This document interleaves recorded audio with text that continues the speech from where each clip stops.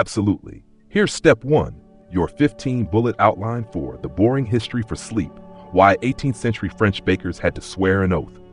1. Flour, fire, and fancy hats. You arrive in a warm-smelling Parisian bakery as dawn breaks, and it's already chaos. 2. The bread that ruled a nation. Explore why bread was more than food in France. It was survival, status, and scandal. 3. Bakery apprenticeship. Need or die. You begin training with a master baker who seems oddly obsessed with elbows and crusts. 4. The loaf police are watching.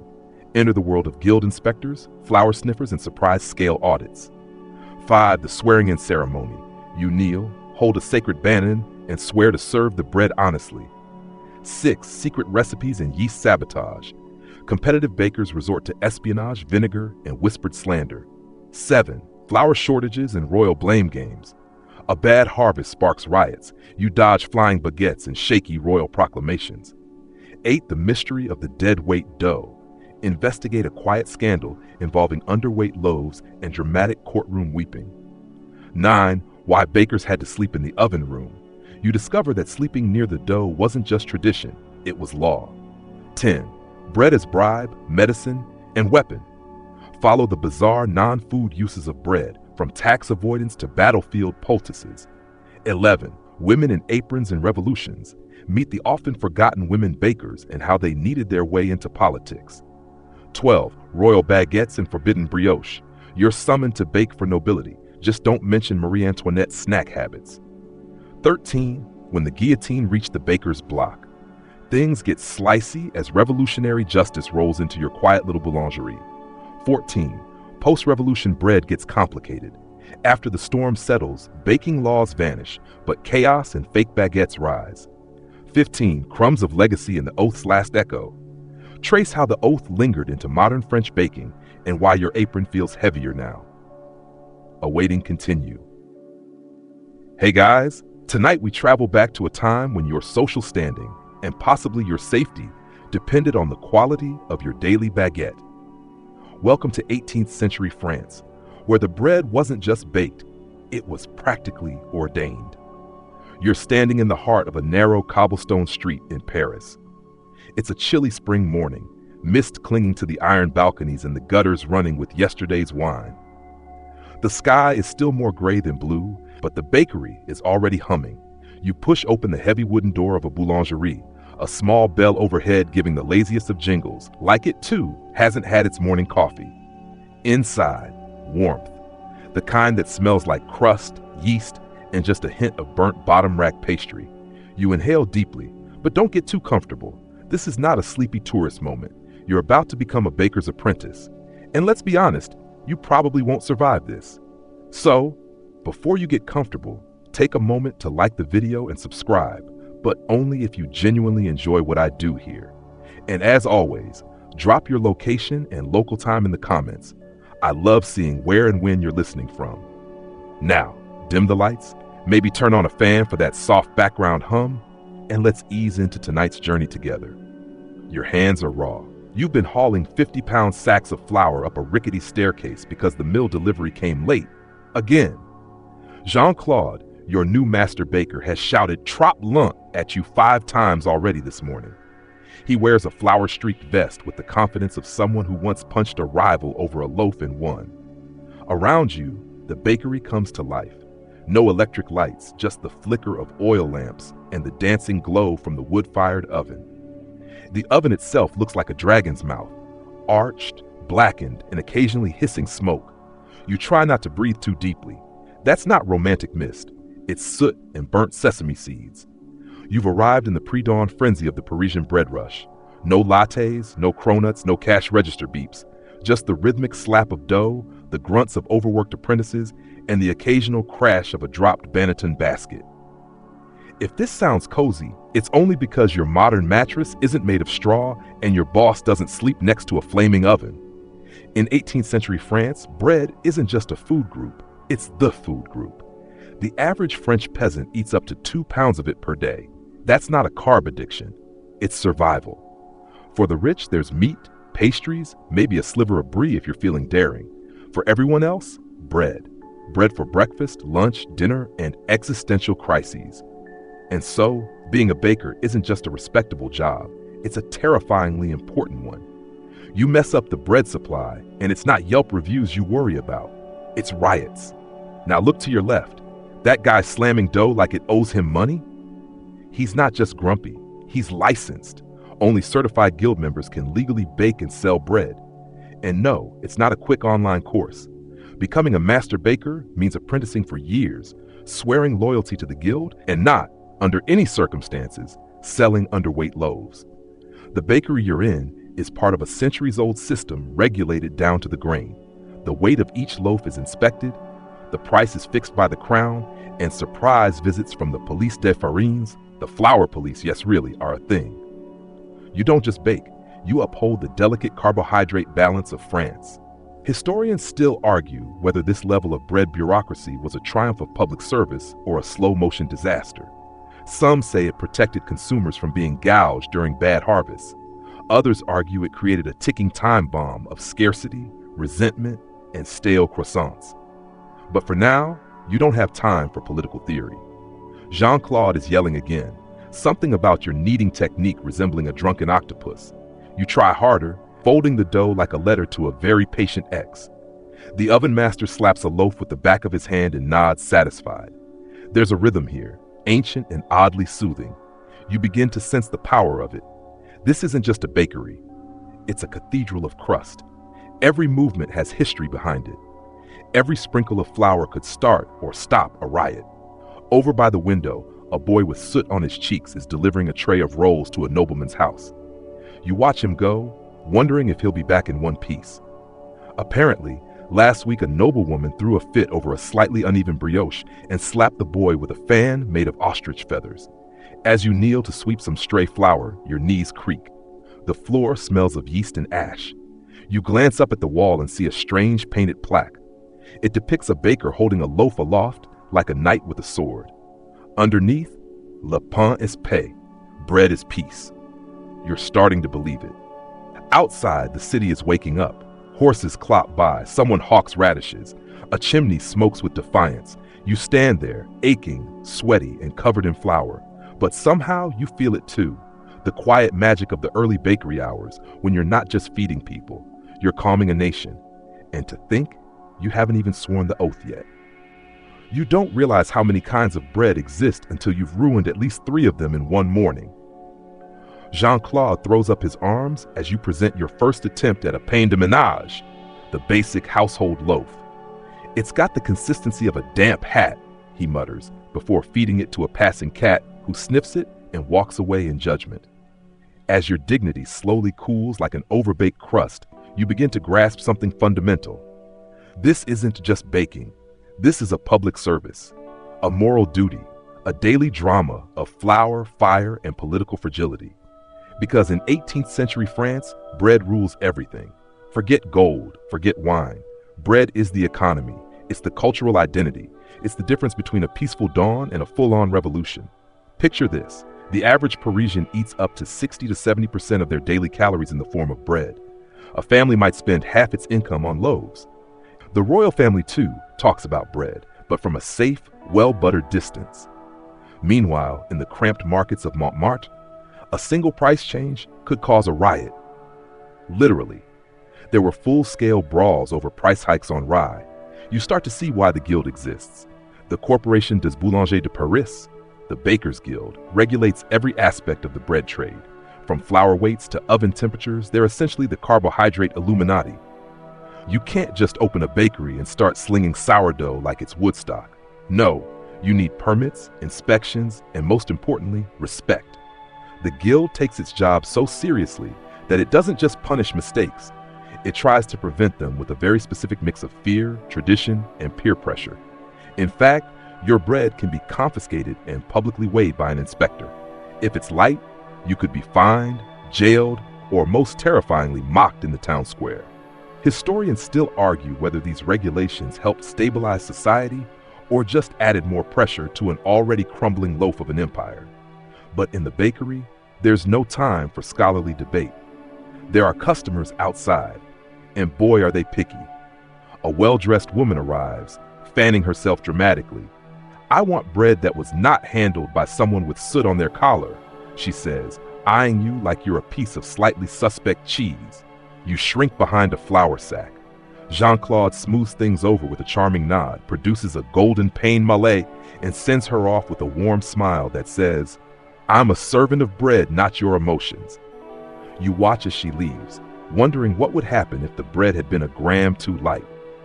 Probably a letter to a cousin in Versailles. Possibly a duel. Now here's where things get weirder. You start to realize that people use bread for everything. It's currency, bribe, social signal. Bakers have been known to shape loaves like hearts for secret lovers, or like shields for noblemen heading to duels. There's even a rumor going around the bakery that a certain duke had an entire roll made to resemble his mistress's lapdog. Whether that's true or a prank by the apprentices remains unclear. But you're starting to get the rhythm. The dough rises, the oven blazes, the smell wafts into the alley. And still behind it all, there's tension between classes, between harvests, between hunger and hope. And right at the center of this edible empire stands you, a slightly confused flour-covered newcomer trying to earn your place. Watch the crust, says Jean-Claude, gesturing to your latest attempt at a country-style loaf. It should sing when you tap it. Yours is whispering. You give it a tentative knock. It responds with a muffled sigh. Despite the jokes, you're learning. You can now tell the difference between levain naturel and commercial yeast by scent alone. You can fold dough without looking like you're punishing a pillow. You even stop flinching every time someone says, proofing. Still, you've begun to notice that customers don't just come for bread. They come to complain about taxes, gossip about nobility, or hint darkly about the price of flour. Did you hear? One man whispers, accepting his bread like it's a confession. The price may rise again. The bakers will have to swear it's not their fault. You freeze at the word. Swear! You've heard about the oath, the sacred vow every baker must make, but no one will tell you what it is.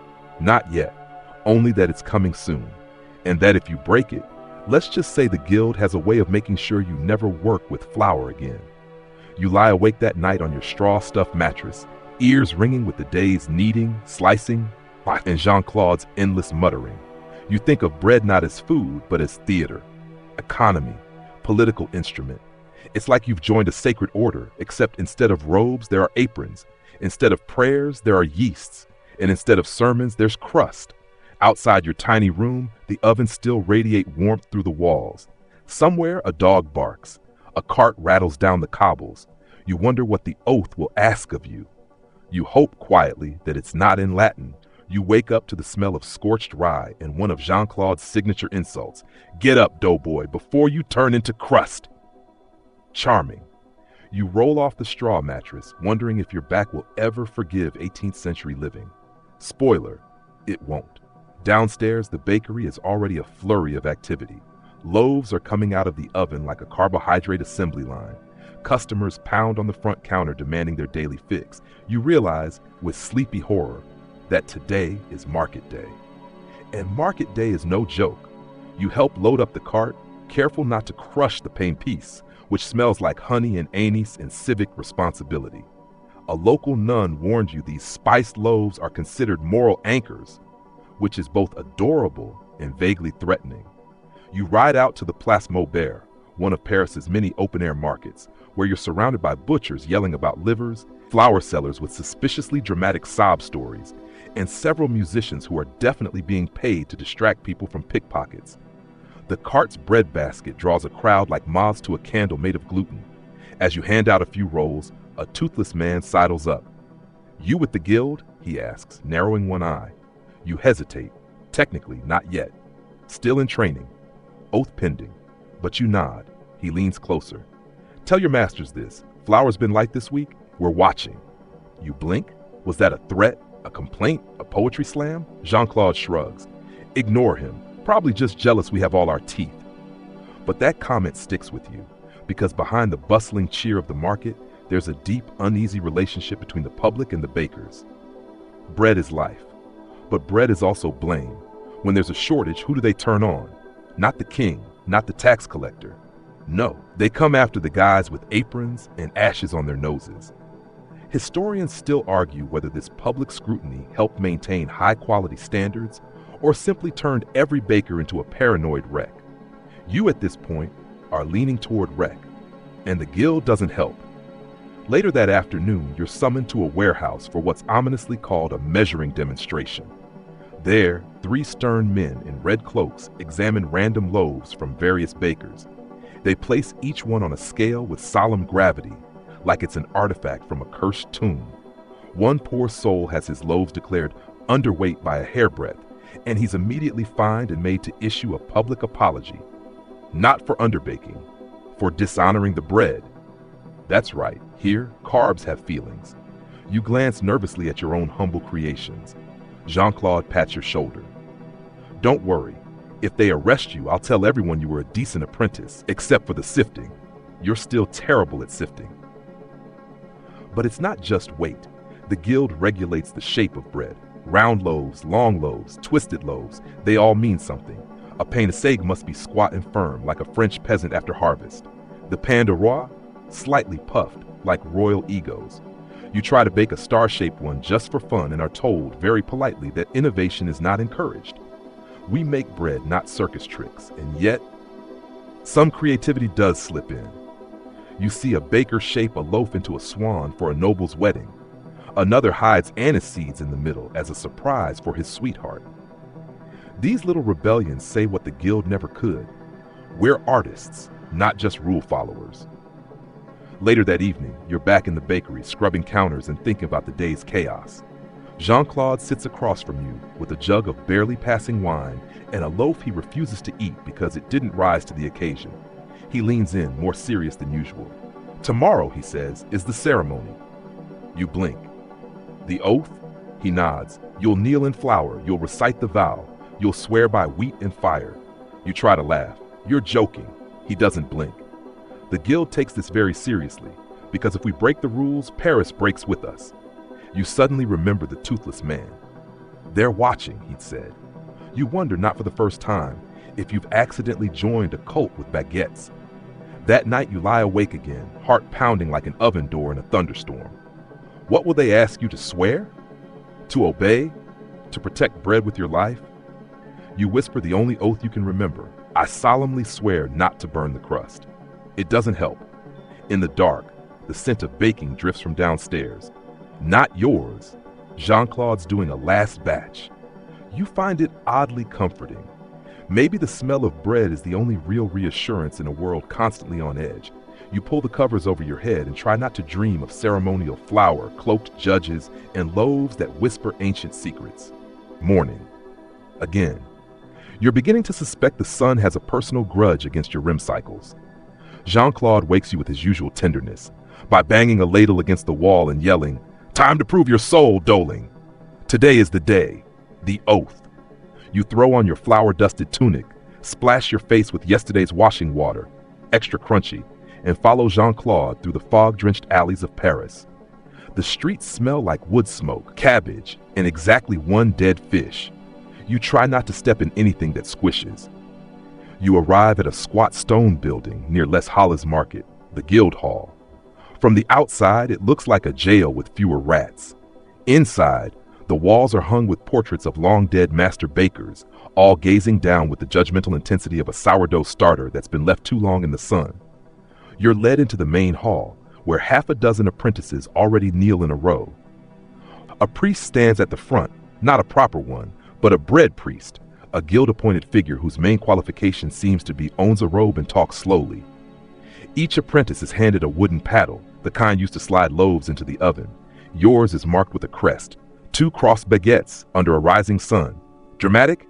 Yes. A little inspiring? Also yes. The room falls silent. You kneel.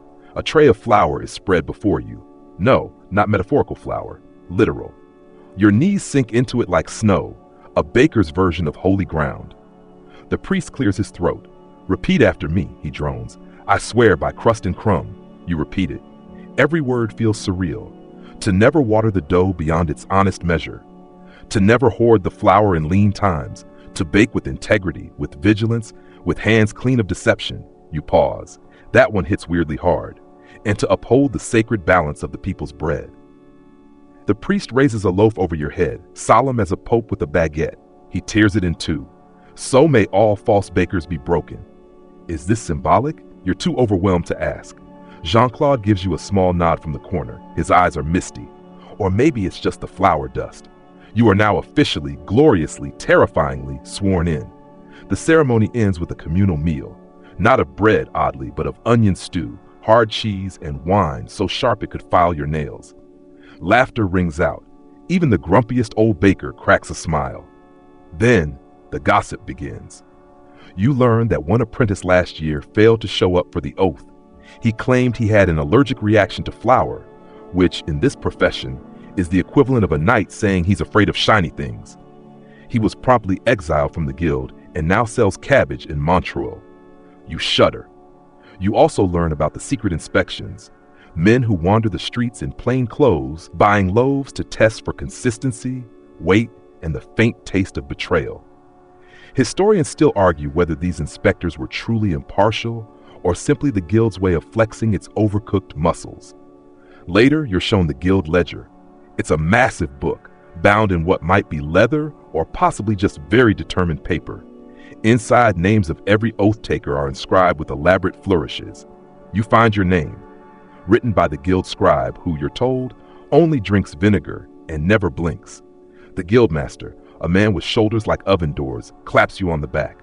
Congratulations, you're one of us now. You are bred. You laugh until you realize he's not joking. Back at the bakery, Jean-Claude insists you celebrate by baking your first solo loaf. No help, no advice, just you, the dough, and a terrifying sense of responsibility. You knead until your arms feel like boiled eels. You shape the dough, give it a cross-cut top, and slide it into the oven. You wait, and then it's done. It's not perfect, slightly burnt on one side, a little sunken in the middle, but it smells divine. Jean-Claude sniffs it. Could be worse, could be yours. You beam anyway. You made bread, you swore the oath, you're officially in the club.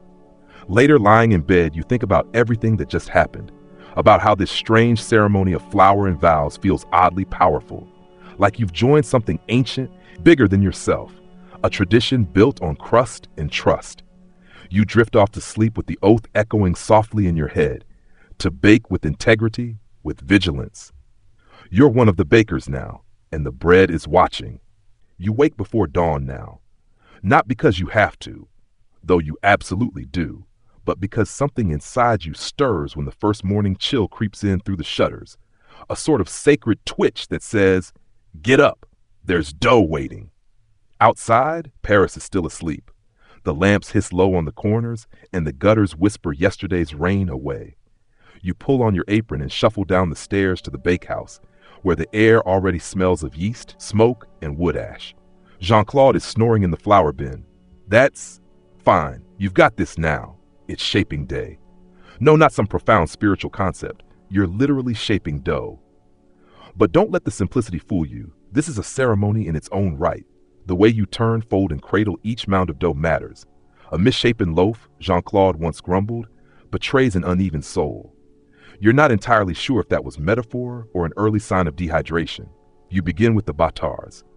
These are oval loaves, not quite baguette, not quite boule, the in-betweeners. They must be consistent in size, gentle in slope, and slightly pointed at the ends, like sleepy footballs made of dreams and gluten. You dust your hands with flour, the bench with flour, and possibly your ear with flour. Unclear how that happened. You fold each piece in thirds, let it rest, fold again, roll gently, and line them on the cloth couches like babies going off to a carbohydrate nap. Next up, the pain de campagne, or country bread. These loaves are wilder, rounder, fermented longer. They're allowed a little chaos, like the rebellious cousin at family reunions who wears leather and knows how to ferment cabbage. As you work, you notice how the dough talks back. Not in words, thank goodness, or you'd start worrying about hallucinations. But it has moods. Some days it stretches like silk. Others, it resists like an angry goose. Today it's cooperative, springy, slightly smug. You let it win. Shaping dough isn't just about beauty, it's about control, or maybe harmony. Historians still argue whether shaping styles in 18th century France emerged purely from practical needs, or whether each was a secret mark of regional pride. In Burgundy, bakers insisted on slashes in a star pattern. In Provence, they curled the dough like sleeping cats. In Paris, neat lines. Urban confidence, no nonsense. You lose yourself in the rhythm. Fold, roll, press, rest. Your hands move with a confidence you didn't have last week, or yesterday, or maybe even 10 minutes ago. Occasionally, Jean-Claude mutters in his sleep. Once, he sits up mid-snore, shouts, "Too much rye in the royal loaf," and collapses again. You make a mental note to reduce his nighttime cheese ration. As the sun begins to pierce the shutters, you glance toward the street. The city is waking. A fruit cart rolls by, wheels squeaking like reluctant mice. A man in a feathered hat argues with a goat. Two children race past, laughing, trailing a baguette like a baton of glory. You turn back to your loaves. They've risen beautifully, swollen, soft, slightly sticky.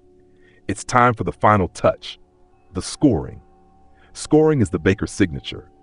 The shallow cuts across the dough control how it expands in the oven, but they also carry meaning. Guild members develop their own slashes over time. Diagonal, crosshatch, spiral, leaf. You don't have a signature yet, so you mimic Jean-Claude's, a triple diagonal like scratches from an ambitious raccoon. The blades are sharp, one slip and it's less loaf art and more crime scene. You take your time. As you score, you remember a story Jean-Claude told about a baker who once tried to carve his initials into each loaf. His customers assumed he was baking secret messages for foreign spies. He was arrested, interrogated, and forced to switch to a simple X/. Justice, you suppose. With all your loaves scored, you load the first batch into the oven. The peel is heavy, the fire ferocious. You sweat like a pig in a sweater, but you do it. One by one, the dough vanishes into the flames, and you pray it comes back as bread. And then you wait. Waiting, you quickly learn, is 80% of baking. The other 20% is panicking quietly when the loaves don't look quite right. You sit on an overturned flour sack, hands in your lap, heartbeat echoing the crackle of the fire. The first loaf emerges golden, crisp on top, bottom solid, crust singing that little crackling song of success. You cradle it like a newborn. Jean-Claude stirs, sniffs the air, and grunts approvingly. You bake the rest. Load, wait, remove, stack. It's like a beautiful carved ballet. By the end of the morning, your arms are sore, your apron's gray, and you've shaped enough dough to feed a small army or one teenager. But you're proud. You shaped them. You didn't just follow instructions, you created. That night, you eat one of your own loaves, just a slice with a bit of soft cheese and wine. The crust crackles, the crumb steams. It tastes like effort, patience, and slightly too much salt. Still, you're getting better. Now that you've become reasonably confident with dough, your next great frontier is fire. And not just any fire, oven fire. The moody, demanding, slightly unpredictable heart of the entire bakehouse. Your oven isn't some modern steel box with dials and timers. It's a towering, soot-streaked brick dome that looks like something a Roman legion abandoned. It eats wood, breathes smoke, and roars with a kind of ancient pride. Your job? Convince it not to burn everything. The fire must be built hours before the first loaf goes in. Jean-Claude insists it has a personality. You don't light an oven, he said one morning while chewing a piece of stale brioche. You court it. So you do. You stack kindling like a Jenga tower, nestle in the logs, and offer a whispered compliment or two. You're looking delightfully symmetrical today. A spark from the flintstone, a patient breath, and whoomph, the flames come alive. Warmth spills across the floor. Shadows dance on the flour-splotched walls. You feel like a caveman with benefits. Keeping the fire steady is an art. Too hot, and the crust scorches before the center bakes. Too cool, and you get the dreaded pale flop. No one wants a pale flop. Jean-Claude once flung a pale flop across the room like a discus and declared it an insult to wheat. You feed the fire slowly. No sudden rushes. No choking the flames. It's almost meditative until it's not. Midway through your third batch, the oven decides to go full inferno. Loaves at the edge start to brown too fast. You panic, flap your apron at the flames. Why? Then remember the ash damper trick. You throw in a handful of damp bran to calm things down. The oven wheezes like a tired dragon and settles. Crisis averted. You're not just baking bread anymore. You're conversing with an elemental force. And like any good conversation, it involves a little listening and a lot of guessing. Historians still argue whether French bakers in the 1700s maintained consistent oven temperatures by experience or some early form of thermometry, such as sticking their arms into the oven and yelling when it hurt. More likely, it was a dance of intuition and burn marks. Your forearms are already collecting their own timeline of pink streaks. You learn to read the oven by color and sound. When the interior bricks glow soft peach, it's nearly ready. When the fire makes that low, rhythmic huffing sound, almost like a contented sigh, it means you've hit the sweet spot. And just when you're getting cocky, the woodpile betrays you. You run out of dry wood. Jean-Claude blames the cooper who delivered wet logs, then accuses the wood of being emotionally unstable. You improvise. You find an old chair in the back room and break it down. The loaves taste faintly of varnish, but no one complains. In fact, Madame Lefebvre says her bread reminds her of her late husband's study, and you pretend that's intentional. You learn another important lesson. Timing is everything. You can't open the oven too soon. You can't leave loaves in too long. It's a bit like dating, except the bread won't ghost you. Probably. You develop a dance. Load, turn, test the bottom tap for the hollow thunk, rotate the back row loaves so they don't sulk in the corners. You sweat. You curse creatively under your breath. And then, the perfect bake. It emerges golden brown, audibly crackling, and with that lovely bloom from a well-timed score. You lift it high for Jean-Claude to see, expecting praise. He shrugs. A little dark on the right side. You resist the urge to hurl it at his head. Instead, you set the loaf on the cooling rack and watch it exhale wisps of steam. This is your reward. This is why bakers walk like they're 85 by age 30. This is why people get up at 3 a.m. and stay married to flour. Of course, none of this means you can sell it yet. The bread must be cooled, assessed, and most importantly, weighed. In 18th century France, short-weight bread was practically a crime. In fact, you'd rather insult the king's hairstyle than sell an underweight loaf. Every morning, the inspector may show up, scales in hand, eyebrows permanently raised. And you have to pray that yesterday's humidity didn't trick you into adding too little water. Some bakers, desperate to avoid trouble, used plus loaves, extra weight added at their own expense, just in case. A sort of edible insurance policy. Jean-Claude used to make his plus loaves in the shape of pigs because everyone loves pigs, even bureaucrats. You make yours round and modest. The inspector nods. Your bread passes. You exhale like a deflating souffle. Later that day, while sweeping ash from the oven's mouth, you discover a strange little metal wedged behind a loose brick. It's copper, etched with a tiny baguette and the initials RG. Jean-Claude peers over your shoulder and grunts. Ah, old Roland's badge. He baked here during the bread riots. You blink. And why is it behind a brick? Jean-Claude shrugs. Probably hiding it from the inspector. Roland wasn't great with measurements, or taxes, or rules, really. You decide to leave the metal where it is. A quiet relic of someone who also wrestled with this ancient smoke-filled beast of an oven. You wipe your brow. The fire's gone quiet. The bricks still radiate warmth like a sun that hasn't quite set. And somewhere in the air, beneath the wood smoke, the yeast and the faint smell of toasted chair leg, is a scent you never noticed before. It smells like pride. As the oven cools and your bread rests proudly on the racks, there's no time to relax. You've barely wiped the sweat from your face when Jean-Claude informs you that it's time to prepare for inspection. Again. Now, you might be wondering, who exactly gets to inspect bakers in 18th century France? A small army, it turns out. There's the local guild overseer, the city-appointed breadweigher, sometimes even a wandering tax official hoping to catch you slipping. Each has their own favorite method for ruining your morning. But the most fearsome? The syndic. The syndic is a man who dresses entirely in gray, even on sunny days, and smells faintly of iron filings. He appears unannounced, emerging from doorways like a sad magician. His scales are perfectly balanced, his eyebrow permanently arched. He speaks softly and carries a measuring rod. Your job is to survive him. You quickly learn the tricks that older bakers whisper about in dark corners. Dust off the scales every morning, lest he accuse you of sabotage. Use the same standard loaf mold to avoid creative interpretations of volume. And, crucially, always offer him the second best brioche, not the best, so he doesn't think you're trying too hard. The syndic doesn't just weigh your bread, he weighs your soul. He asks how long you're dough-proofed. He eyes the firewood stack with suspicion. He runs a finger along your countertop to check for excess flour waste. When he leaves behind a sealed scroll tied with red thread. Jean-Claude opens it with the drama of a stage actor. Unacceptable crust ratio, he reads. Too many crumbs. Then he laughs and throws the scroll into the fire. That means it's perfect, he says. They're just bored. But not every visit ends in laughter.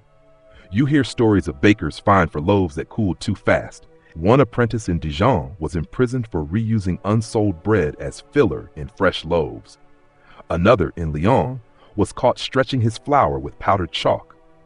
Jean-Claude claims that man was forced to eat his own bakery sign.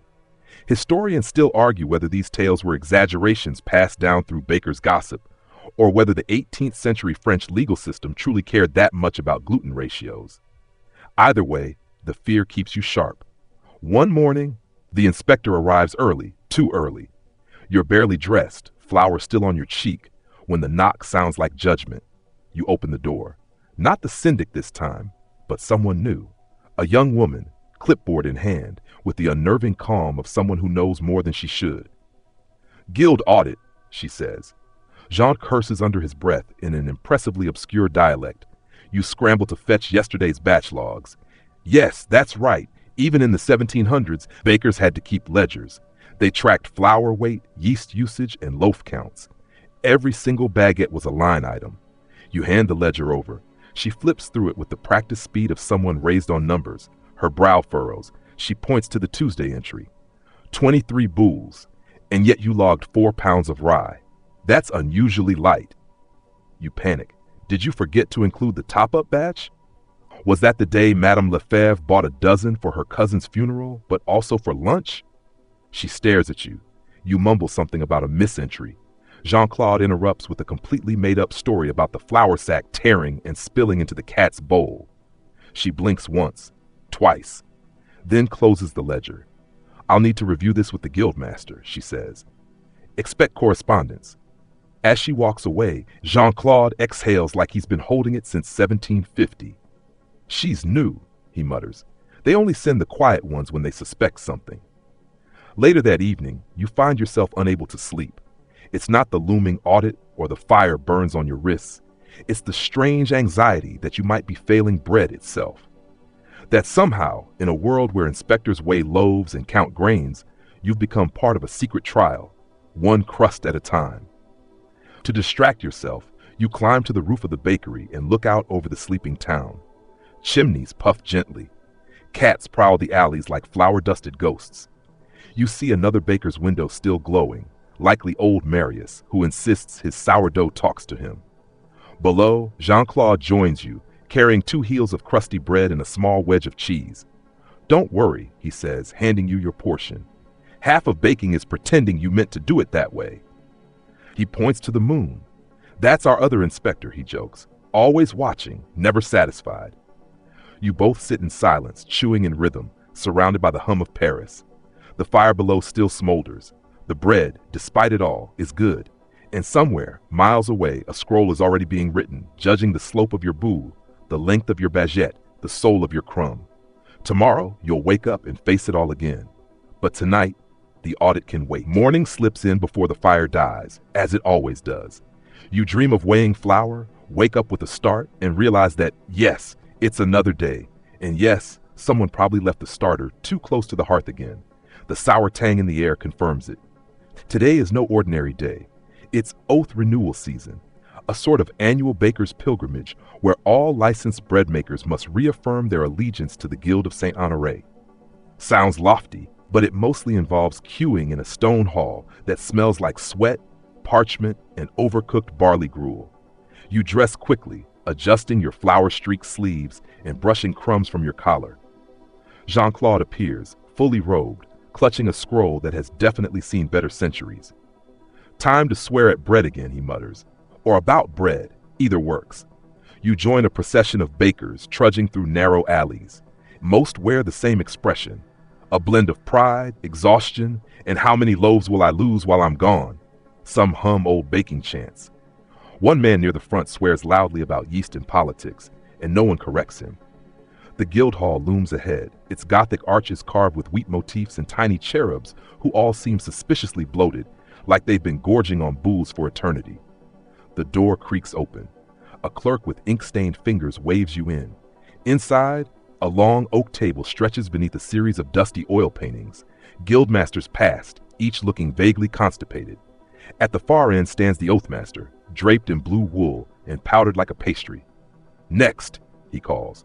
One by one, bakers step forward and recite the oath. Not all at once. No, that would be efficient. Instead, each baker must read it aloud, hand on a loaf. The ceremonial loaf is dense, unsalted, and roughly the size of a cannonball. Legend claims it was first baked in 1422 and has simply persisted. Your turn arrives. You step forward, trying not to make eye contact with the guildmaster's feral-looking lapdog. The loaf is placed before you with great ceremony. You lay your hand on its cracked crust and begin. "I, humble servant of flour and flame, do swear by the guild and the hearth." It goes on for quite a while. Something about not watering down dough, honoring oven schedules, resisting the temptation to bake during eclipses. Don't ask. And never, under pain of moldy bannock, shall I poach another baker's patron. Historians still argue whether this oath was created for practical reasons, or whether, as some suggest, it was deliberately long and weird to weed out impatient apprentices. You finish the final lines with dry lips, and the clerk stamps your ledger. You're official again. For one more year, you're a legal bringer of bread. Now comes the feast. Yes, the Guildhall throws a banquet after each swearing. It's largely ceremonial and features some questionable pies, but the wine flows freely and the gossip flows freer. You sit next to a baker from Avignon who claims he once kneaded dough with his feet during a flour shortage. You don't question it. You've seen worse. Someone stands to toast the guild, which leads to another toast for yeast, and then another for that time we all survived the rye fungus fiasco of '83. By the third toast, someone is trying to dance with the ceremonial loaf, and Jean-Claude is telling a slightly altered version of your audit story. You quietly excuse yourself. Outside, the sun is lowering, casting gold across the cobbles. You lean against the stone wall and let your shoulders drop. The oath echoes faintly in your mind. It's not just words. It's history baked into rhythm. A chant passed down through burnt hands and broken ovens. A young apprentice exits the hall behind you, eyes wide with awe. "Did you mean it?" he asks. You blink. "Mean what?" "The part where you said you'd honor the silence of fermentation." You smirk. "It's the yeast I could do," he groans. "They warned me about that." Together you walk back through the twilight streets. The scent of evening stews wafts from windows. Cats return to their windowsills. Somewhere, a street musician plays a tune that sounds suspiciously like a bread timer ticking. Jean-Claude catches up, tipsy and quoting the oath backward. "Remember," he says, winking, "flour before power, dough before ego."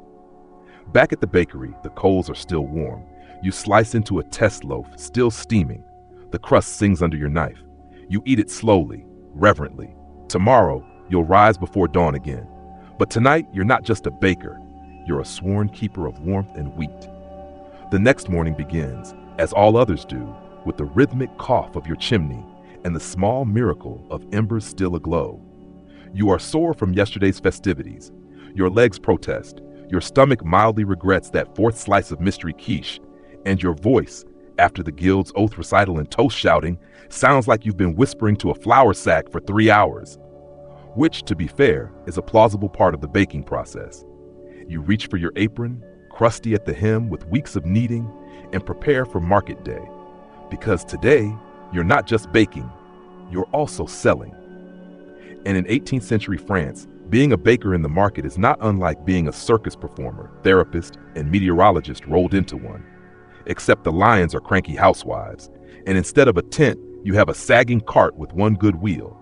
The air smells like damp cabbage and ambition. You load the cart carefully.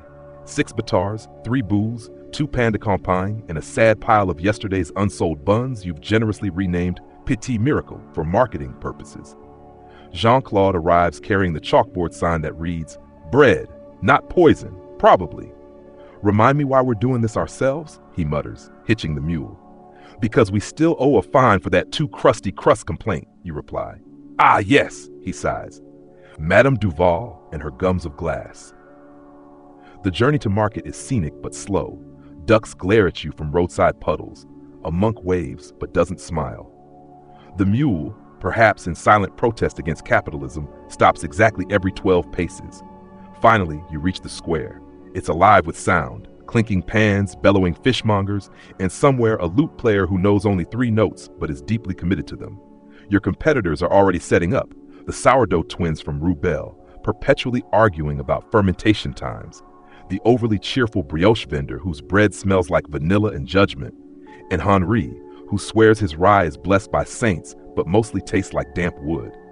You arrange your loaves with care, slight tilt for visibility, generous spacing to suggest abundance. You chalk new slogans on the sign: bread for the soul and your mouth. Approved by 3 out of 4 dentists, citation needed. Sales begin slowly.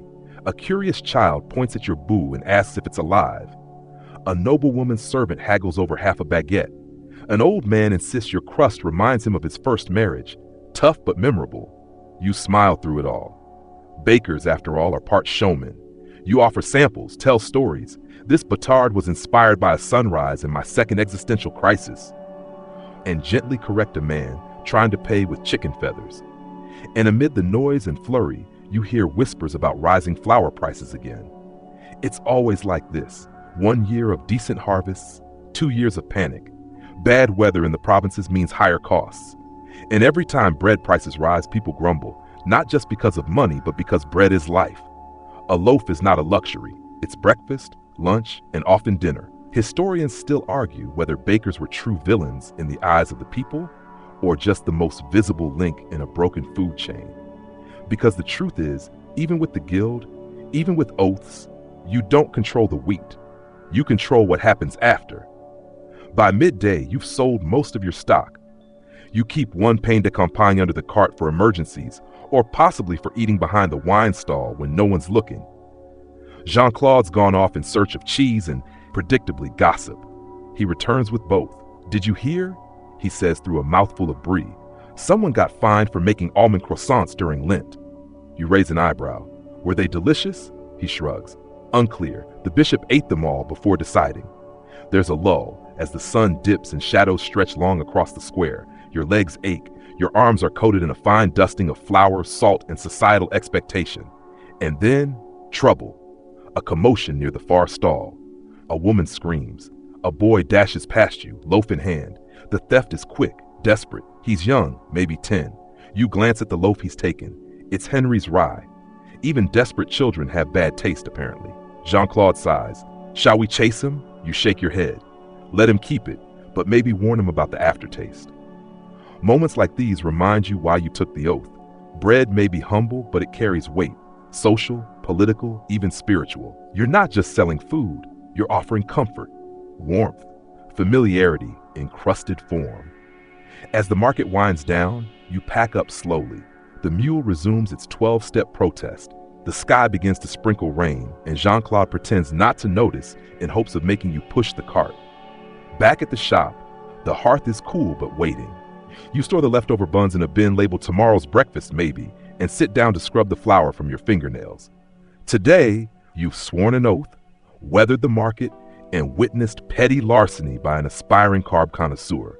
Tomorrow, the dough rises again. It's sometime past midnight when the scratching begins. You jolt awake on the narrow cot behind the bakery, nose full of ash, mouth dry as stale brioche. The sound is faint but rhythmic, like a spoon against the crustiest edge of a burnt boule. You swing your legs down, the stone floor biting cold, and creep toward the back door. Through the fogged window pane you glimpse a shadow, short, hooded, and twitchy. Definitely not a customer, unless they're extremely committed to early rising. You unlatch the door with theatrical slowness, ready to confront either a flour thief or a raccoon with excellent taste. But it's neither. It's Emile, local miller's apprentice, twitchy, soot-faced, and clutching a cloth-wrapped bundle like it contains the crown jewels or, more likely, contraband almonds. "Don't scream," he hisses. You consider your options. Scream, close door, or indulge curiosity, which has never once led to a relaxing evening, but is annoyingly persistent. "What is it this time?" you whisper. He thrusts the bundle into your arms. "It's rye, Untaxed, grown outside town lines. You didn't get it from me. Emile, you say, peeking inside. This is a smuggled sack of sad flour. He winces. It's not that sad. It's rustic, you sigh. Smuggled grain isn't rare. The guild tries to control quality and pricing, but loopholes remain, and desperate apprentices like Emile often slip through them. Still, using it could risk a fine, or worse, a guild hearing. The kind where everyone brings their own stool and moral superiority. Why are you bringing it here? You ask. He shrugs. You're the only baker who didn't throw a rolling pin at me last time. You can't argue with that. You promised to consider it, which in bakery parlance means store it in the attic until desperate. Emile skitters off like a flour-dusted alley cat, and you try once again to sleep. Morning brings the smell of possibility and yesterday's unswept raisins. Today's task, testing new loaves. Because even in 18th century France, trends come and go. Last season, it was lavender-infused fougasse. This season, chestnut flour. Everyone suddenly wants it. Sweet, nutty, suspiciously fashionable. You mix a batch, water, chestnut flour, yeast, a pinch of salt, and a prayer to whichever saint watches over experimental doughs. The texture is odd, less elastic, more like damp parchment, but you roll with it. Literally. Jean-Claude enters just as you're shaping the loaves. I had a dream, he announces. A dream of orange zest and fennel seeds. You groan. Not this again, he grins. The people crave complexity. No, the people crave not starving. Still, you let him try his dream recipe. Because part of being a baker is tolerating inspired nonsense, and occasionally, just occasionally, it results in something delicious. By midday, your test loaves are ready. You arrange them on the cooling rack like exotic birds, waiting to see which ones fly and which crash straight into the culinary cobblestones. Customers filter in. A widow buys 2 chestnut rolls and declares them surprisingly tolerable. A priest buys the fennel loaf, claims it reminds him of Rome, then immediately asks for a refund. One man in a powdered wig buys nothing, touches every loaf, and leaves with hands full of crumbs and no shame. Historians still argue whether bakers drove food trends or simply survived them, whether you were innovators, artists, or just yeasty middlemen in a world forever between famine and feast. What is certain? You're constantly adapting. Because tastes shift with seasons and rumors spread like wild yeast. You hear whispers of a baker downriver who invented a twisted loaf, half white, half rye. Customers are calling it revolutionary. You consider trying it. Then remember Emile's forbidden rye. You eye the attic stairs. No, not yet. Evening comes and with it the quiet lull of dough rising. You clean the counter. Jean-Claude hums something suspiciously operatic. The fire crackles, and just as you think the day might end peacefully, knock knock, guild inspector. You know this because he wears the badge and the world-weary look of someone whose main joy is pointing out flour inconsistencies. He steps inside, eyes the loaves, sniffs dramatically. I've heard, he says slowly, that someone in this district has been baking unauthorized blends. You smile. Surely not us. We only blend hard work with disappointment. He doesn't laugh. He pokes at a chestnut roll. Experimental, you nod. For Lent, humble, mildly penitent. He scribbles in his ledger. We'll be inspecting your grain records and your flour bin tomorrow. Jean-Claude leans close, whispers, do you think now is a good time to lose the attic key? You sigh. Better make it look like we never had one. Because that's the dance. Bakers walk a fine line between tradition and innovation, legality and necessity. The oath may bind you to truth, but truth like dough can be stretched thin. As the inspector leaves, you return to the kitchen, to your dough, to the smell of new ideas and familiar risks. The oven glows, the loaves crackle softly, and somewhere above in the attic, a sad sack of smuggled rye waits for its destiny. You wake before dawn, heart already racing. Because today is inspection day, the kind where you dust every ledge, polish every ladle, and pray the inspector forgets how many sacks of flour a typical bakery should reasonably possess. The kind of day that makes you question your entire life's path and the political symbolism of baguettes. You yank Jean-Claude out of bed. He's still in his nightshirt, muttering something about croissant spirits, and set him to work scrubbing the shelves. Every unlabeled jar, every ancient poppy seed tin gets a once-over.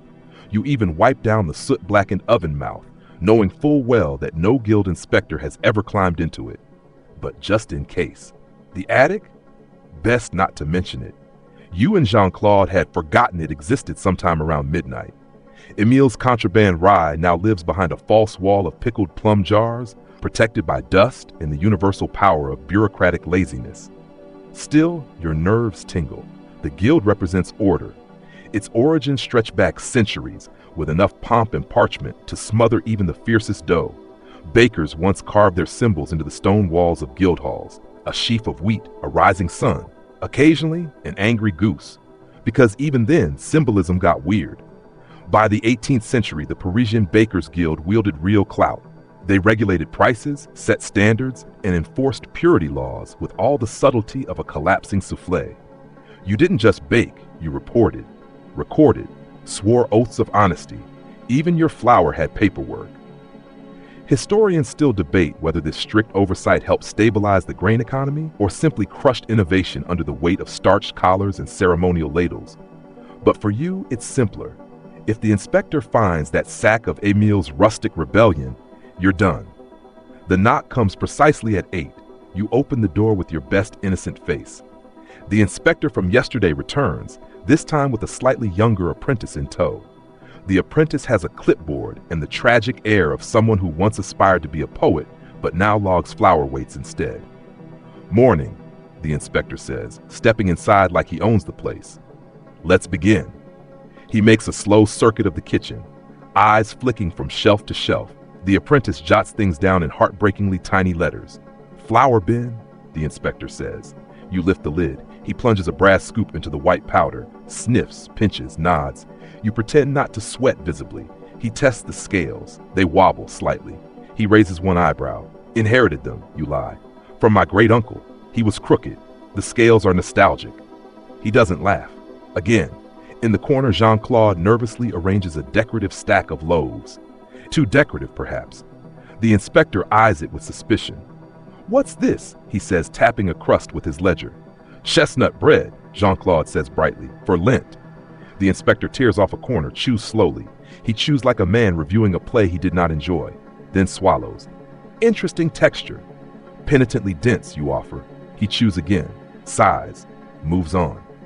The apprentice, meanwhile, is staring dreamily at your dough hooks. You watch as he raises one and asks, "Do you ever think about what it means to need something? Like metaphorically?" You blink. Every day. By some miracle, or possibly the divine intervention of Saint-Honoré himself, the inspection concludes without disaster. The inspector leaves with a curt nod. The apprentice gives you a sad thumbs up. You collapse against the counter. Jean-Claude exhales so hard he startles the cat. You've survived another day under the watchful eyes of flour bureaucracy. By midday, you're back to baking. Today's batch includes a daring new recipe you've decided to call Hope Loaf. It's just regular sourdough, but with slightly more salt and considerably more emotional investment. You shape the dough with tired hands, humming a lullaby your grandmother used to sing, something about golden crusts and hidden love letters. A reminder that bread, even in the most regulated corners of society, carries secrets. You remember the old tales, how bakers used to hide coins or charms in loaves for weddings, births, and holidays. Not officially sanctioned, of course, but traditions have a way of slipping between the cracks, like flour in the hem of your apron. You consider hiding something in today's Hope Loaf. Not a coin, those are hard to digest. Maybe a dried cherry, a little surprise. Because even under oath, you still believe in the magic of unexpected joy. Later, a regular customer comes in. Madame Lefebvre, widow of a locksmith, wearer of 17 shawls at once, and chief local gossip collector. She buys a Hope Loaf, asks no questions, and gives you a sly wink on her way out. You suspect she'll slice into it, find the cherry, and immediately assume it's a sign from her dead husband. And maybe it is. Evening settles in. You sweep the floor, rearrange the spice tins. The air smells like cinnamon and bureaucracy. Jean-Claude finally speaks. "You know, we passed." You nod. "Barely. Maybe we should celebrate. Try Émile's rye. Just once."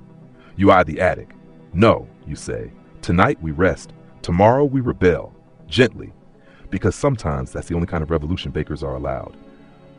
The following morning arrives with the gentlest of thuds, a drizzle tapping at the shutters, the soft creak of the old oven stretching its joints. You rise slowly, joints popping like well-done baguettes. Jean-Claude is already up, fussing over an experimental scone that smells faintly of apples and existential dread.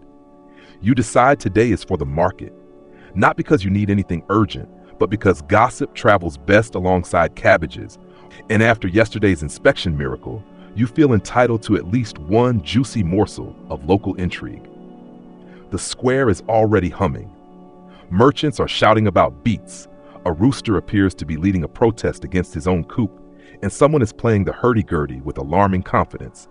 You spot your favorite dried fruit vendor and wander over, pocketing a sample fig, with the discretion of a man raised on bartering and moral loopholes. As you browse, you overhear it. "Did you hear?" says a woman, loudly enough to carry across 3 stalls. "The baker on Rue Boulanger was caught using sawdust." Sawdust.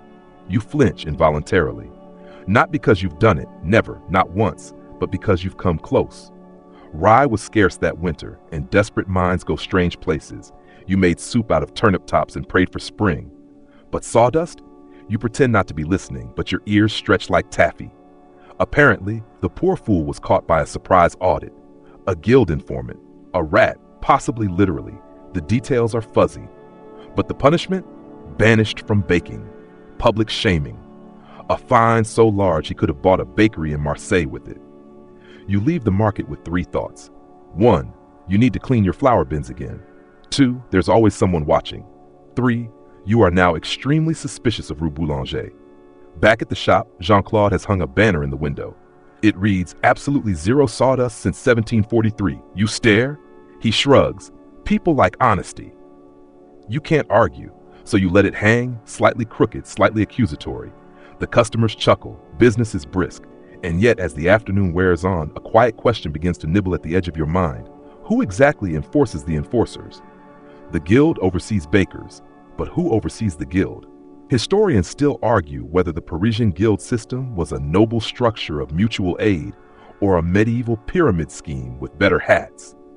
Some records suggest that higher-ranking bakers, those who trained apprentices, contributed to feast day loaves and owned multiple ovens, were granted immunity from certain inspections. Others hint at bribes tucked into sacks of barley, or wine bottles left just a little too close to visiting inspectors. You start to wonder if your inspector from yesterday ever really smelled the flour, or if he was just buying time while Jean-Claude fumbled with the chestnut bread. Then again, perhaps it doesn't matter. The illusion of honesty often serves just as well as the real thing, at least until someone swaps flour for firewood. That night, you dream of your oven talking back to you. It asks for better logs, fewer turnips, and some emotional support. You wake confused, a little hungry, and vaguely hurt. The next day, something remarkable happens. A nobleman walks into your bakery, not one of the usual ones who sends their cook. A real live, ruffled collar, heel-clicking, perfume-clouded nobleman. You recognize him from his nose alone. It arrives 3 seconds before he does. He looks around, then says, "I'm told you make a charming rustic loaf?" "Guilty," you say, not entirely sure if he's being complimentary or sarcastic. He orders 3 loaves, an oat bun, and something with character. You hand him yesterday's pumpernickel. It has personality and regrets. He nods and hands you a silver coin that jingles with the weight of 2 full dinners in a second-hand loot. Before leaving, he pauses. "You're the one who refused to join the flower ring, aren't you?" You freeze. "The what?" But he's already gone. You stare at the door long after it closes. Jean-Claude whispers, "What's a flower ring?" You have no idea. But now you want in, or out, or something in between, possibly with secret meetings and bread passwords. You spend the evening rearranging your spice rack just in case it's bugged. By candlelight, you scribble notes. Who controls the flour trade? Who decides the price of yeast? Is Jean-Claude crossed out, then underlined again? It's all very cloak and crouton. The deeper you think, the clearer it becomes. Bread may seem simple, but behind every crust lies a network of power, privilege, and possibly haute espionage. You fall asleep upright at the counter, cheek on a bag of millet, dreaming of a revolution led by pastry chefs with flaming eclairs. Morning comes with a thump, a sack of flour accidentally tipped from the top shelf and landing squarely on Jean-Claude, who had, for reasons still unclear, decided to nap in the pantry. You wake to his muffled curses, and a face that looks like it lost a brawl with a snowstorm. You begin kneading dough while your mind races. The flour ring. A nobleman's slip of the tongue. Or was it? You press your fingers into the dough like a man interrogating a sponge, your thoughts spiraling through every bag of flour that ever arrived a day too late or at a price too steep. Who is in charge of the flour supply? You always assumed it was just the wind, the harvest, and whichever merchant felt the least dishonest that week. But now the air feels heavier. There are whispers in the market, not just gossip, coded phrases, prices that shift depending on who's asking, sudden shortages of rye, but only for certain streets. And then there's Pierre the miller. He arrives twice a month with your flour, always smiling, always humming something that sounds suspiciously like Frère Jacques played backwards. You've never questioned him. But today, when you ask about the price jump in barley flour, he frowns. That's just the new rate, he says. From where? Pierre blinks a little too slowly. From the usual place. Right. You press him gently about sources, distributors, whether he's noticed anyone else asking odd questions. He laughs it off, but there's a twitch in his eye, like a man who's just remembered he left a candle burning in the hayloft. That night, your curiosity reaches dangerous levels. You slip out under cover of moonlight, armed with a crusty baguette for defense and a notebook that smells faintly of time. You wander toward the mills on the Seine, the quieter ones, the ones that operate mostly at night, the ones Pierre refuses to discuss. As you approach, you hear voices, not arguing, not singing, reciting, oaths. You crouch behind a stack of grain sacks, feeling both foolish and thrillingly important. Through a crack in the boards, you see them, 5 men in flour-dusted cloaks standing in a circle around looks suspiciously like a sourdough starter in a gilded bowl. One speaks, "Do you swear to uphold the purity of the grind?" Another replies, "I swear by the grain and by the guild." There is silence, then a chant, no bark, no sand, no ash, no lies. You lean back stunned. It's not just a flour ring, it's a flour cult, or something dangerously close. Historians still debate whether such secret societies of millers and bakers truly existed in pre-revolution France, or whether these were just fanciful inventions of pamphleteers looking to smear the guilds. Some point to coded meeting logs. Others cite satirical plays featuring bakers in ritual robes. But no definitive proof has ever risen like a well-fed brioche, until now, apparently. You make your way home as dawn breaks, eyes wide, heart pounding. Jean-Claude is waiting at the door, eating a croissant with the calm of a man utterly unaware his employer may have just witnessed a grain-based Illuminati. He asks if you brought back jam. You do not reply. Instead, you head straight to the ledger and start flipping. You realize that 3 months ago, flour prices dropped dramatically, but only for 2 weeks, and only after Pierre had gone on a holiday. At the same time, a rival bakery too mysteriously closed due to inexplicable flour spoilage. You'd assumed it was rats. Now you wonder if it was sabotage. You spend the next hour tracing prices, dates, and supplier changes. A pattern emerges. Small but real. It's not proof, not yet, but it's enough to make your next steps uncomfortably clear. You have to talk to the guild. And not just the crusty local inspector with the limp. You need someone higher up, the Gateau Greybeard level. The people who write the oath books and decide what counts as adulteration and what counts as just adding texture. But contacting the guild directly requires, well, ceremony. You must bake something special, something that proves your worth, according to lore, and a pamphlet you find stuffed behind the sugar barrel. That offering is the pain d'honneur, a twisted loaf of wheat, honey, rosemary, and just a pinch of sea salt, blessed by the morning dew. And yes, that last part is literal. You spend the next hour trying to collect dew in a teacup like some pastry-obsessed woodland sprite. The resulting loaf is weirdly beautiful. Dense, fragrant, slightly chewy in a way that feels spiritual. You wrap it in linen, take a deep breath, and prepare to march straight into the Lion's Den, also known as the Guild Hall, 3 districts over. You haven't been there since your journeyman's ceremony. You wore shoes that didn't fit, spilled wine on a minor official's doublet, and fainted during the sacred reading of Le Premier Levain. This time, you vow you'll do better. Jean-Claude wishes you luck, then ruins the moment by saying, "Try not to faint again." Fort, the streets of Paris smell like ash and fresh pears as you make your way toward the guild hall, clutching your pain d'honneur like it contains the fate of your entire profession, which, let's be honest, it very well might. The guild hall isn't marked by a grand sign or banner. That would be too obvious. Instead, you look for the carving of a sheaf of wheat cradled by a swan. Blink and you'd miss it, tucked above the lintel of an otherwise unremarkable bakery that hasn't sold a single loaf in 40 years. You knock twice, then once, then 2 more times. That's the code, or at least the one the pamphlet suggested. There's a long silence followed by the creak of wood on wood. An eye appears behind a tiny panel in the door. Password? The voice asks. You freeze. The pamphlet didn't mention a password. You panic and blurt out the only thing that comes to mind. The crust is the conscience of the bread. The eye narrows. You think you hear a sigh. Then, acceptable. The door swings open. Inside, it's dim and cool, with the smell of old flour, beeswax, and possibly roasted hazelnuts. You follow a corridor until it opens into a large circular room lined with chairs, scrolls, and a single elevated platform where 3 bakers sit like sleepy judges. They're dressed in heavy robes the color of barley, each one wearing a medallion shaped like a rolling pin crossed with a stalk of wheat. Their beards, or shawls in one case, gleam slightly with flour dust, which you're almost sure they apply for dramatic effect. The one in the middle speaks. You seek audience? You nod, holding out your bread. The eldest of the 3 gestures you forward. She takes the loaf, sniffs it, breaks off a piece, chews. The silence stretches. Then she says, sea salt. But from Brittany, you are a purist. You want to say thank you, but aren't sure if that's appropriate. They motion for you to sit.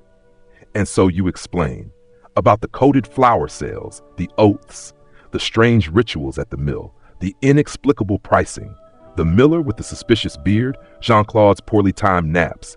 You lay it all out like dough waiting to rise. The judges listen quietly.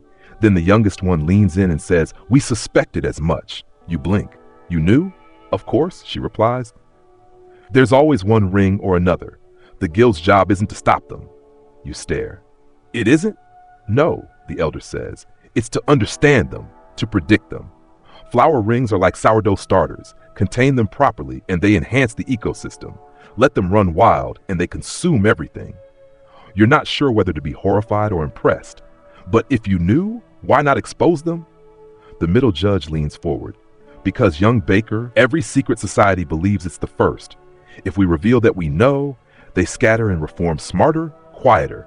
We prefer to let them think they're the only ones who've ever whispered unmilled triticale by candlelight." You exhale slowly. "So what now?" "Now," the elder says, standing. "Now we need you." You tilt your head like a confused baguette. "To what, spy?" The woman nods. "More or less, but gently, casually. Attend their meetings, write things down, see who buys what, and in return, you get access." "To what?" "The archives, the full oath registry, the secret index of souring agents that were almost legal." Your heart skips. The Guildhall archives are legendary. Some say they contain the original baguette formula, written in invisible ink on onion skin parchment. Others whisper of long-lost loaves shaped like the Eiffel Tower, before the Eiffel Tower even existed. You nod. "I'll do it." The 3 bakers rise, and the youngest hands you a small token, a wooden medallion shaped like a pain au lait. Flash this at any guild affiliate and you'll be shown respect, or at least not arrested. Fair enough. You leave the hall feeling different, heavier. Not just because you ate half a congratulatory brioche on the walk home, but because you now carry the weight of flour-based espionage on your shoulders. That evening, Jean-Claude notices your mood. "Did they say no?" You shake your head. "They said yes. Too much yes." He offers you a pastry in solidarity. It's slightly burnt. You don't mention it. Instead, you stare at the bakery walls, thinking about how much you don't know, and how much you will know. Because knowledge is like yeast. Too little and nothing rises. Too much and everything explodes. Historians still argue whether the guild actually embedded informants in bakeries across Paris, or whether this too is just a myth baked by revolutionaries looking to smear the old systems. A few letters remain in dusty collections, written in flour-based code. Some reference loaves that speak, or the oven that sees. Interpretations vary wildly, from metaphors to metaphysical musings. But here in your Flower Street kitchen, with the moon peeking through your window and the distant sound of someone, probably Pierre, trying to move a grain sack without waking the geese, it feels very real. You write your first report that night. It begins. Subject observed weighing flour with gloves on, possibly hiding sand content. Further surveillance required. You close the notebook, wipe your hands, and return to your dough. Business is good. Sleep is elusive. And somewhere across the city, a group of men in white cloaks murmur about the sanctity of the crust. You're awake before the sun. Again, your fingers, stiff with dried dough and ink, crack as you stretch. The last few weeks have been a blur of bakery duties and secret note-taking. Jean-Claude still doesn't suspect a thing, though he started labeling your flour jars with increasingly passive-aggressive notes like, "This one is mine. Yes, even if it looks like yours." But you've grown used to walking the double line. Artisan by day, flour sleuth by night. The two worlds overlap in peculiar ways. One morning, while shaping a row of batards, you accidentally slip into coded guild shorthand and end up carving a message about smuggled einkorn into your dough. The customer thought it was a blessing. You didn't correct them. Today, you've been summoned back to the guild hall, not by a scroll or messenger bird. No, that would be too conventional. Instead, the invitation came hidden in the grooves of a baguette. You had to toast it to reveal the message. Quite dramatic, though it meant sacrificing a perfectly lovely crust. You're not alone in the hall this time. About 20 other bakers mill about, some nervously adjusting their aprons, others staring at the vaulted ceiling like they expect it to fall on them. Everyone here knows something they shouldn't, which means they all have a role to play. The judges are already seated, this time joined by a figure you haven't seen before.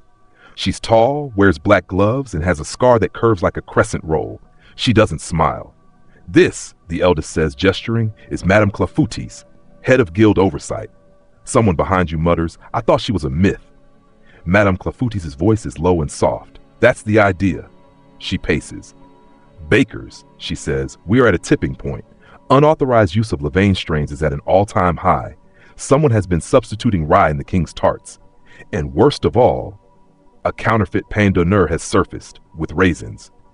A collective gasp ripples through the room. You shudder. Raisins? In a sacred loaf? What next, garlic in eclairs? Madame Clafoutis raises a gloved finger. "We need allies, observers, bakers who remember the oath and honor its intent. You will not be soldiers. You will not fight. You will watch." She pauses, letting that settle. "You'll report anomalies. You'll map flour flows. You'll make very, very good bread." Her gaze locks onto yours. "You," she says, "you've already begun." You nod, unsure whether to bow or curtsy. You do both, poorly. After the meeting, the youngest judge pulls you aside. "You should see this," she says, handing you a book wrapped in linen. It's old, smells like burnt walnuts and regret. You open it and gasp. Inside are records, not just names and oaths, but annotations, drawings, and flour fingerprints from centuries of secret bakers. There's even a sketch of a loaf shaped like Louis XVI's face, though someone scribbled "tasteless even for satire" beside it. One page stands out. It's written in an older dialect, and in the margins someone has scrawled, "Bread remembers, so do we." You don't fully understand it yet, but it lingers in your mind as you return home, the book tucked under your arm like a warm bull. The bakery is quiet when you arrive. Jean-Claude is asleep in the kneading room again. You toss a towel over him. He mumbles something about croissants chasing him and settles deeper into dreams. You open the hidden drawer behind the flour sacks. Inside, your notebook has grown fat with observations, overheard gossip, and strange dreams, like the one where Baguette spoke Latin and judged you for your crust scoring.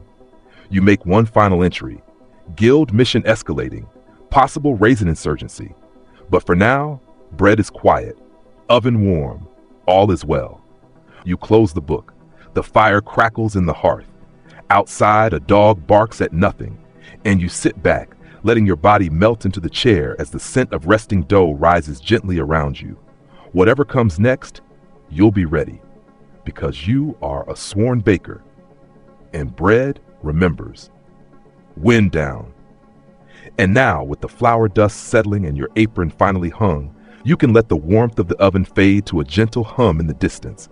The guilds, the oaths, the crumbs of conspiracy, all slipping into soft corners of your memory, like flowers swept into a lazy spiral on a countertop. You feel the wooden chair beneath you, smoothed by decades of quiet bakers like yourself. The room is still, lit only by the faint moonlight spilling through the shutter slats, catching on the edges of your mixing bowls and turning them into halos of silver. Outside, the streets of Paris are calm. The wagons have stopped clattering, the bread thieves are tucked away. Even the geese seem to be holding their breath. And inside you, a rising stillness. As if your mind is a loaf finally proofed, light, full, and at peace. No need to think about the next batch. No worries about secret societies, hidden raisins, or whether you remembered to lock the back pantry door.